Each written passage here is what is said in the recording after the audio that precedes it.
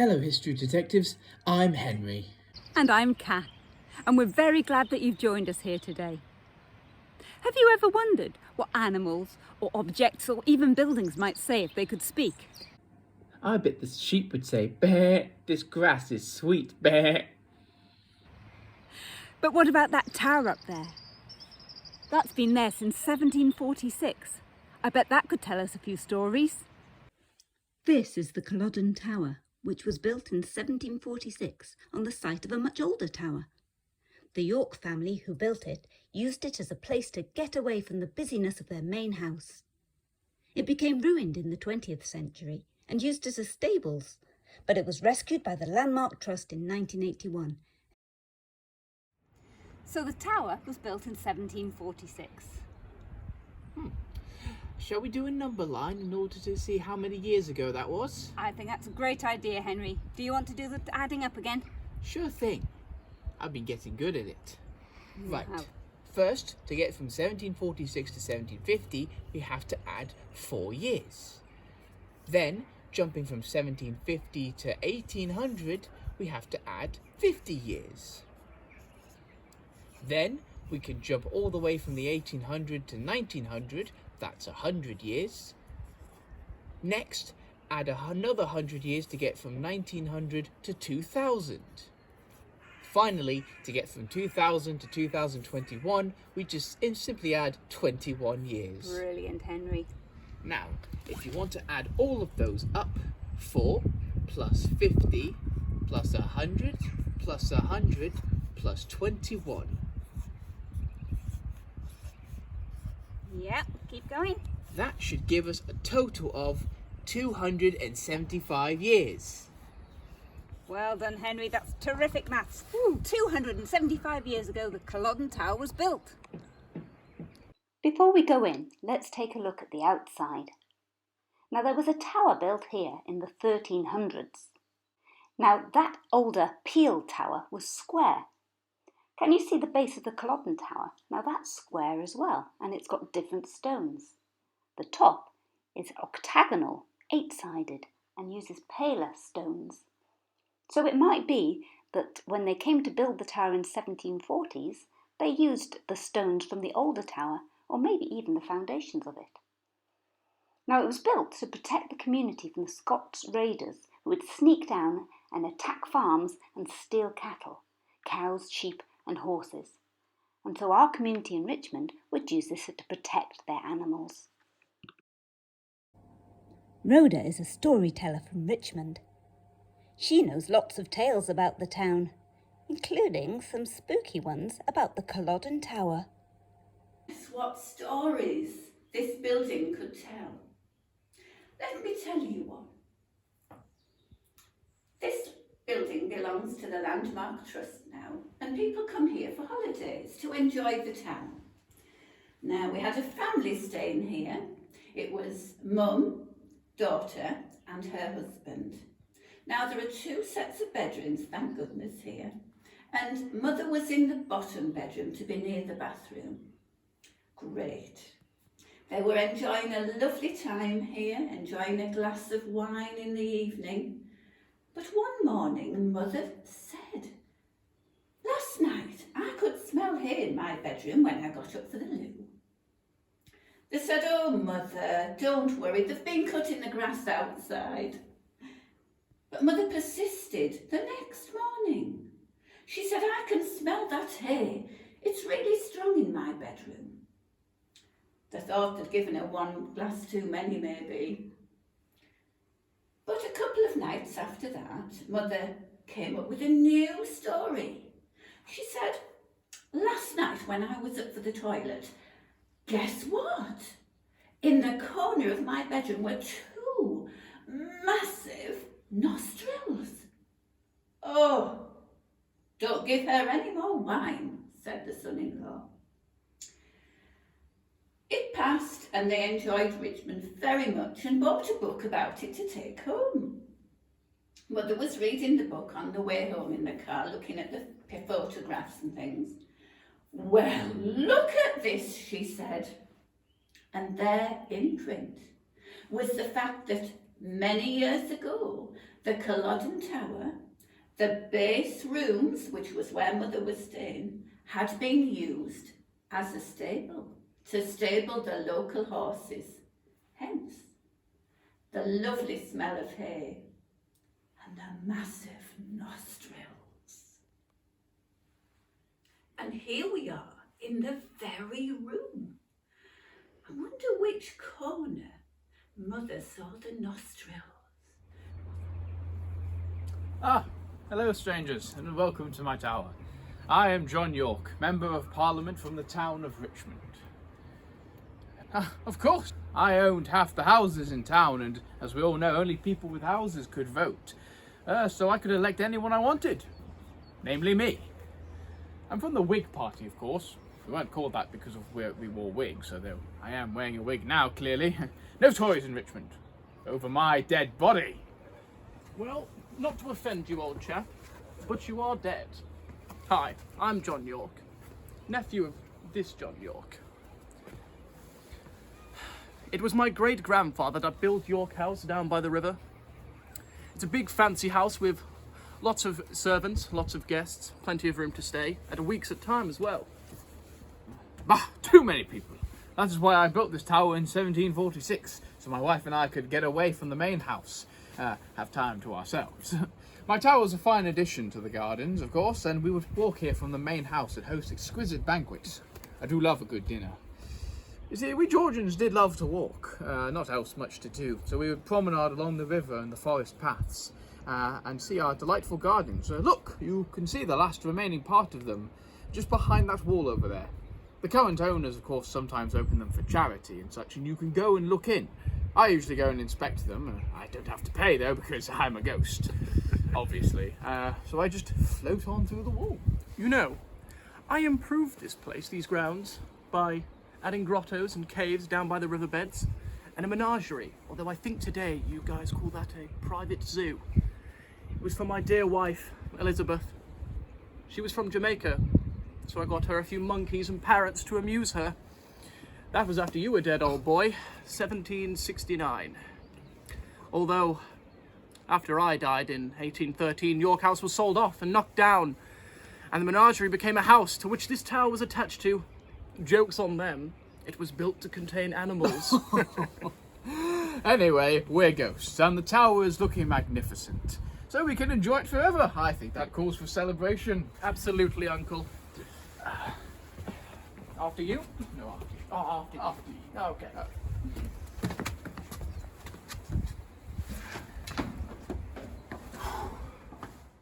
The Landmark Trust finds buildings which are in danger of falling down or being lost forever, and it rescues them. The buildings must be important, either because of their architecture, the way they were built, or because of their place in history, perhaps their age or what happened there. And the building must otherwise be lost without the help of the Landmark Trust. Money is raised, the building's restored and furnished in a style which suits the age of the property, but is also comfortable and safe. And then people can come and stay in the property for a holiday. The money raised pays for the landmark's future. I'm sure that when people come to stay in the Culloden Tower, they wonder what it would have been like for the Georgians who first lived there. Perhaps they even imagine themselves to be one of them. Life in the 18th century was largely a matter of staying indoors and entertaining yourself through reading, writing letters and diaries, perhaps painting and sketching, or playing music, practicing the piano and singing. There was also a lot of needlework if you were a young woman. They looked forward to receiving visitors and to taking tea with them, which was still fairly new at this time. Every fine day they tried to take exercise out of doors, walking in the pleasure gardens, picking fruit and flowers, or maybe walking to Richmond to shop for ribbons. There was also a fine castle walk built in Richmond in Georgian times for them to look out over the views. Bolder people might go riding horses, hunting, fishing, shooting, and even visiting races. There was a very fine race course in Richmond, one of the best in the country. So our months of lockdown have been quite a lot like Georgian times, except probably with far more screen time. The upper room has magnificent views over the river and the town. These shutters work like curtains, keeping out the light and the cold. It's now a bedroom, so if you're staying at the tower, you would get ready here to go out to Richmond's many entertainments. There's a theatre, cinema, restaurants to eat out in, and cafes to take tea. Sounding similar to Georgian times again. The evening entertainments for the Yorks and their guests would have included dances and parties at the assembly rooms in town, and maybe dinner in each other's houses. There was a banqueting room here in the tower. After dinner, the young ladies and gentlemen would have sung and played piano as they'd practiced earlier in the day, while the older people listened and talked and played cards. The Georgian Theatre Royal opened in 1788, so I imagine a highlight of their year would be to visit that for plays and entertainments. One time there was a tightrope walker there who set up his line and walked out from the stage over the audience up to the balcony. It's still running today. It's Britain's oldest working theatre in its original form. So when you walk through the doors, you're seeing the same view as the Yorks would have done. I wonder why it was called Culloden Tower when we were in Yorkshire and Culloden is in Scotland. Well, actually, I called it Cumberland Tower after the Duke of Cumberland. This is him. He commanded King George's troops at the Battle of Culloden in 1745. He defeated the Jacobite rebels, which was the last proper attempt to overthrow the British monarch and replace our dear King George, the second Bonnie Prince Charlie, the Stuart pretender who thought he should be king. This was such a relief to me when the Duke of Cumberland was victorious. If the Jacobites had won, I would have lost my house and my lands, and I wouldn't have been a member of Parliament anymore. Is it any wonder I wanted to commemorate a triumph to this marvellous tower? Now that makes perfect sense, Mr. York, sir. Hey, where'd he go? Anytime. Hello everyone, I work for the Landmark Trust and we are the charity who look after Culloden Tower. And when we took Culloden Tower on many years ago, it was completely derelict. So all that beautiful plasterwork inside was just a crumbled mess on the floor. I think there had been fires here, the windows were broken, a lot of the stonework that you see around you had been broken as well. So we raised some money, because that's what we do as a charity, and we sent in some excellent expert craftspeople, so stonemasons and plasterers and painters and decorators, to help fix the place up and to restore all the beautiful decoration that you see downstairs, and to make this place livable, innable again. So that means that we have people coming here on their holidays, and that's how we pay for the upkeep of the place and any ongoing repairs that we have to do. And we're really grateful to all the people who help to restore the place, so either by giving us money or for putting in so much time and effort and care, and using all their skills and talents to help restore it. So maybe this has inspired you to be a stonemason or a plasterer. I don't know, but it's a brilliant job to have. The Landmark Trust has restored Culloden Tower to its Georgian glory. But what else has changed since then? I'm sure the Yorks would often have come to the roof to take in the breathtaking views. We've already seen it's a favourite haunt of the two John Yorks. Over there, the River Swale runs, as it's done for thousands of years. We know that the Yorks enjoyed walks along its banks. There was a bridge there at the time Culloden Tower was built, but that was swept away in a flood in the 1780s, which is when that bridge down there was built. So it was similar, but slightly different. Richmond town's plan has been almost the same for over 500 years, and the castle dominated the town then as it does now. The castle had already been built for almost 700 years by the time the Culloden Tower was built, so it would probably have been in ruins then too. There were houses across there in Georgian times.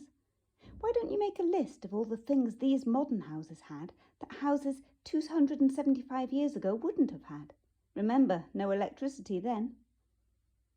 Now you remember the younger John York told us he built his menagerie in 1769. So the John York who built the tower would never have seen that house. Richmond has grown a lot over the past century. There would have been fields with no houses except for maybe a scattered farm. So we can see that while there have been significant changes in the landscape over the century, such as new houses, Other things have continued the same. There are similarities here that the Yorks would have recognised, including the castles and the river. John York had such an insight to build this wonderful tower to escape to.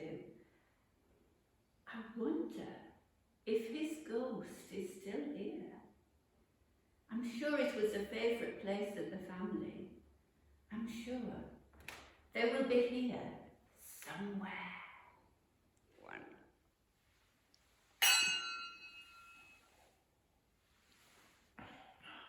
I like them. Funny ghosts.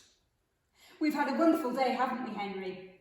Thank you very much to the Landmark Trust who allowed us to come into Culloden Tower and to do all of this filming for the local children to have some education during lockdown. I wonder when the tower would have been at its happiest. When it was a Peel Tower with all the horses for friends, or maybe when it was John York's tower for all the Georgian ladies and gents. Do you think it was sad when it got all ruined?